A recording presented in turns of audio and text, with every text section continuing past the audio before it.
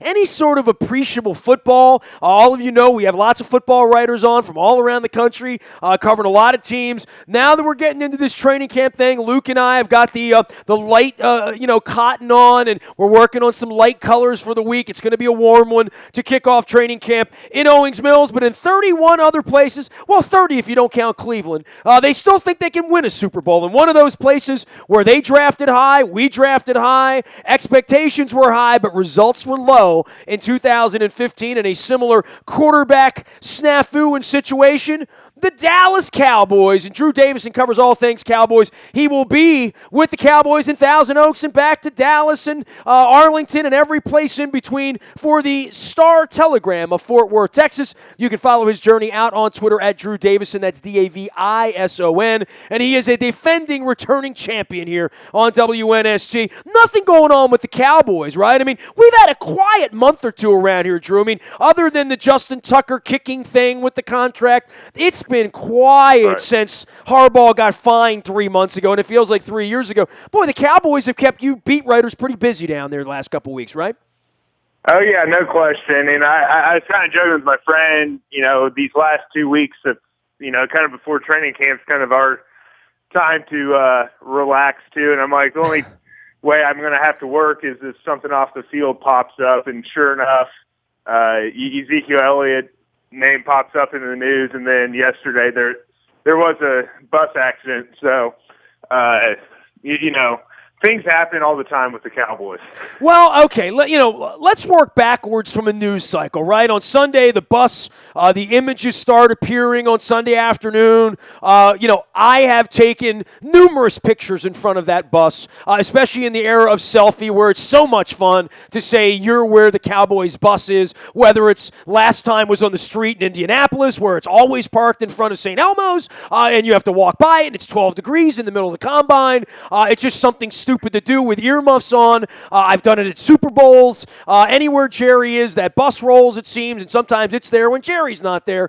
What the hell happened here? I mean, these are scary-looking images, right? I mean, against this vista of a place that can only be the desert of Phoenix, right? Yeah, very scary, and, kind of the report is it was not the Cowboys driver's fault. A van made an illegal left turn.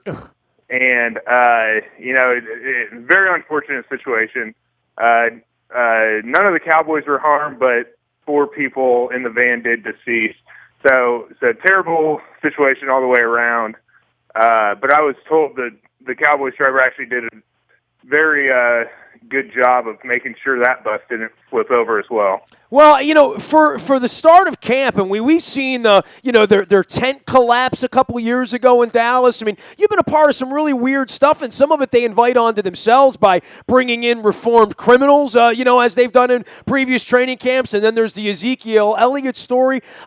These are sort of the nightmares of Park Avenue, and certainly the nightmares of Jerry Jones, who, as much as he'd like to get as much publicity as Donald Trump has lately, he certainly prefers good news for his franchise. Oh yeah, there's no question about it, and the bus and the Ezekiel Elliott are, of course, not the good news that, or not the news I'm sure they were hoping for going into camp.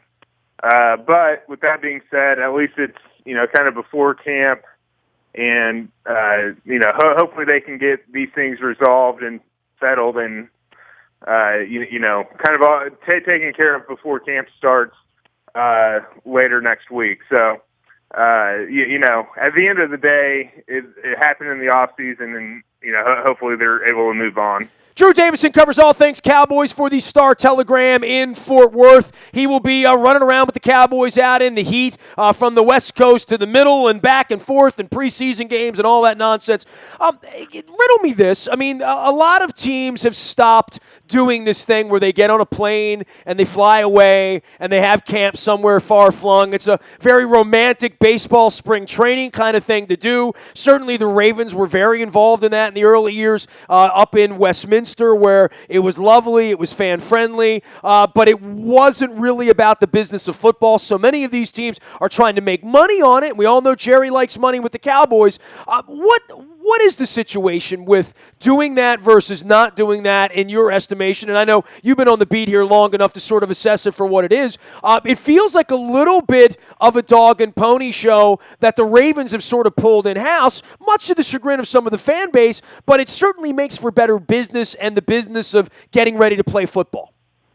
Yeah, I think there are a few factors that go into it. I don't know what the overriding one would be, but number one, the Cowboys like getting to L.A., especially when there was no team. Now that the Rams are there, that market, it remains to be seen whether the Cowboys will, they might shorten up how long they got to California. But number one is they like having that presence, especially when L.A. didn't have a football team. And another factor is quite simply the heat in Texas. I mean, it's the dog days of summer. We get constant 100-degree heat, and kind of, they like getting away to the L.A. area.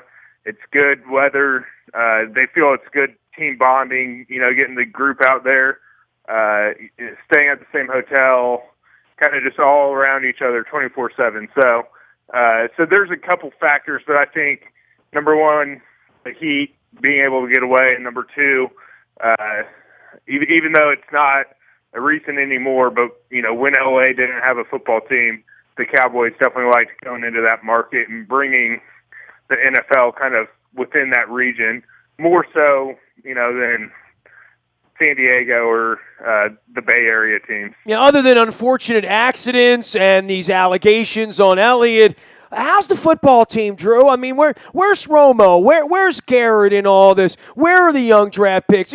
How are they going to get this team back? And certainly this time last year, they were talking Super Bowl. When you come off the kind of year that they've come off, that the Ravens have come off, very similar years, it's really hard to talk Super Bowl. It's more like, how do we start the season 3-1 and show some good football characteristics and traits and have some young players step up to be dominant at their position? And this is the time of the year where there are question marks for every team and virtually every position, and you're always sort of one Romo or one Flacco away from being 5-11.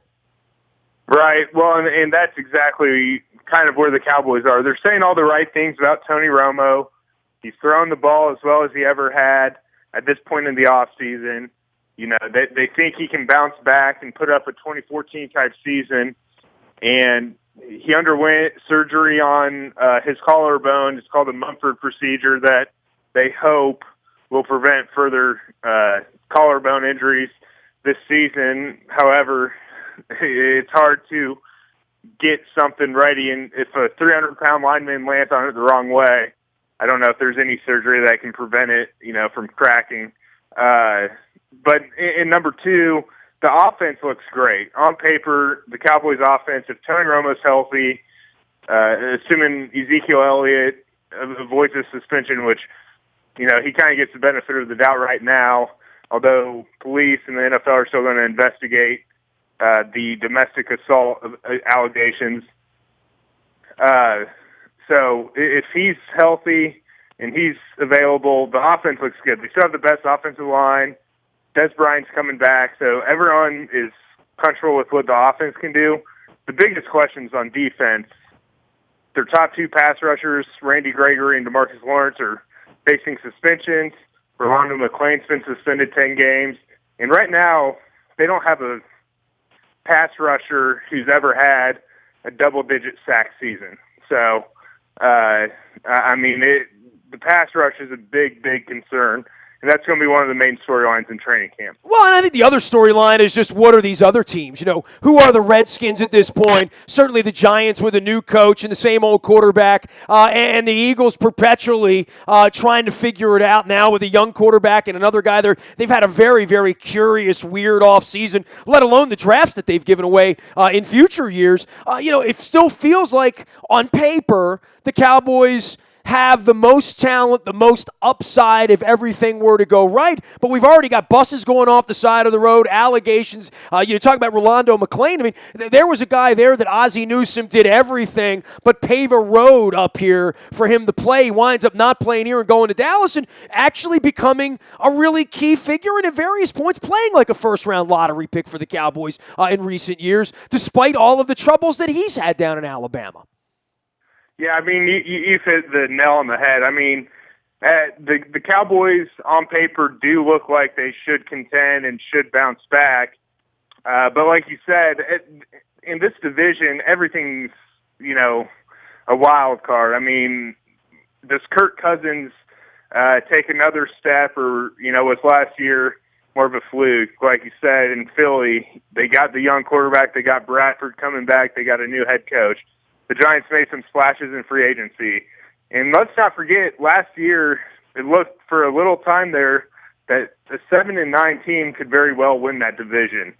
Of course, the Redskins went 9-7 and won it. But, it's not far-fetched to think 8-9 wins puts you right in the mix. So I think all four teams have a chance. And the Cowboys, you would think, could get to that 8-9 mark.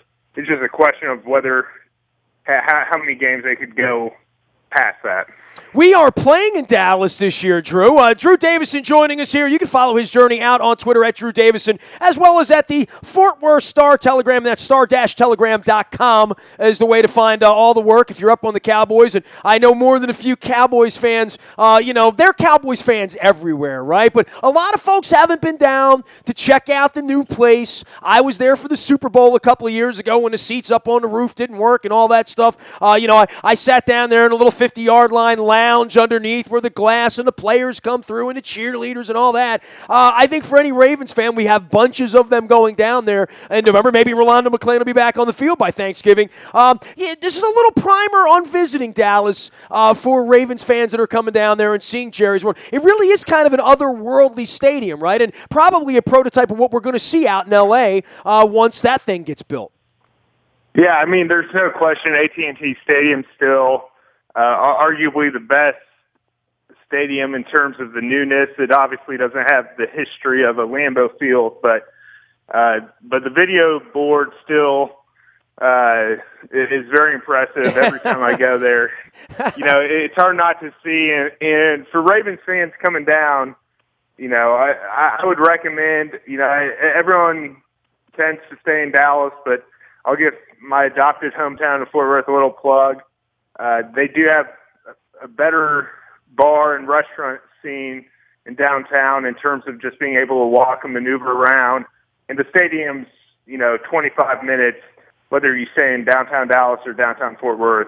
So either city, Fort Worth has its own problems, just like Baltimore versus Washington, right? And everyone, it is the forgotten little. But I love Fort Worth, man. When I've been there, it really is more of a Texas experience, more of a country experience, and more of a stockyard experience.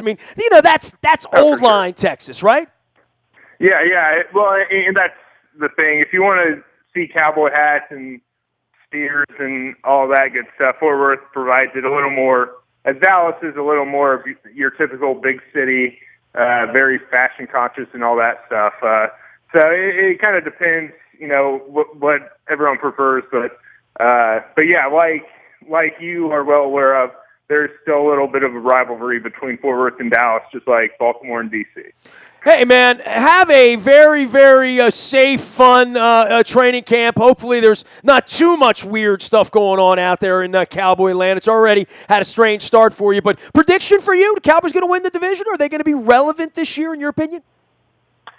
I don't see them winning the division. The defense, the pass rush, it's hard to see them overcoming it. I think the offense should produce, and if Romo stays healthy, but I think they're kind of have the makings of another 8-8 type year, where they're close but not in the end fall just short. Just something tells me this defense is not going to, and I could be wrong. I just don't think the defense is going to be solid enough to get them over the hump. There's some sort of Charlie Brown factor at work with Tony Romo. You know, like, I kind of hate the Cowboys just because they're the Cowboys, and that's kind of the way my sports fandom rolls. But I sure like Jerry whenever I've been around him. And Tony Romo is a guy I could pull for. It just feels like somebody's always going to pull the ball out from him. I mean, literally, there is a little black cloud over Tony Romo, which is unfortunate because he is kind of a bright light of a personality, right? Oh, yeah. I mean, and he is a good quarterback, good, solid quarterback. And, you know, I was telling one of my friends this, you know, Eli Manning kind of had 2 shots to win it all, and he did. Tony Romo, I think in 2014, they kind of surprised everyone. DeMarco Murray was having, you know, a once-in-a-life or a career year. And then in 2009, they went 13-3. And, you know, in those 2 shots, they didn't get it done, didn't get to the Super Bowl. So you just have to wonder how many more shots Tony Romo will have, you know, with the current makeup of this team.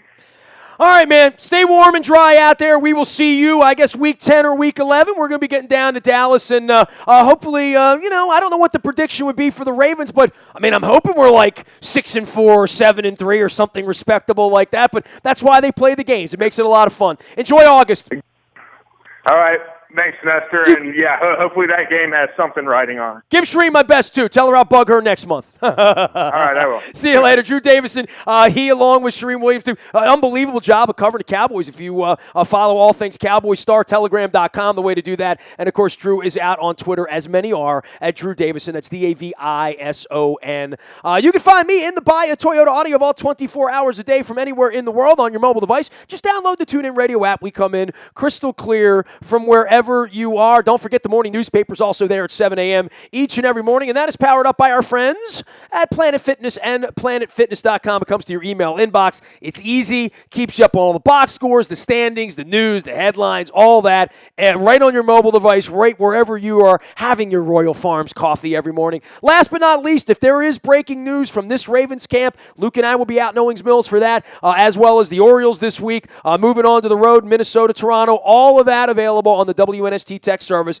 You get it first. Ask the 10,000 people that are on it. It is our best service. It's pretty solid. It's all brought to you by Coons Ford of Security Boulevard. My shirt says it all on Facebook Live and on our WNST YouTube channel. It is football, football, football, and a lot of Orioles baseball as well. Nasty at WNST.net reaches me. Twitter, Facebook, LinkedIn, Instagram, Snapchat, anywhere you are, we are WNST.net, AM 1570, and WNST Towson, Baltimore, and we never stop talking Baltimore sports. Thanks.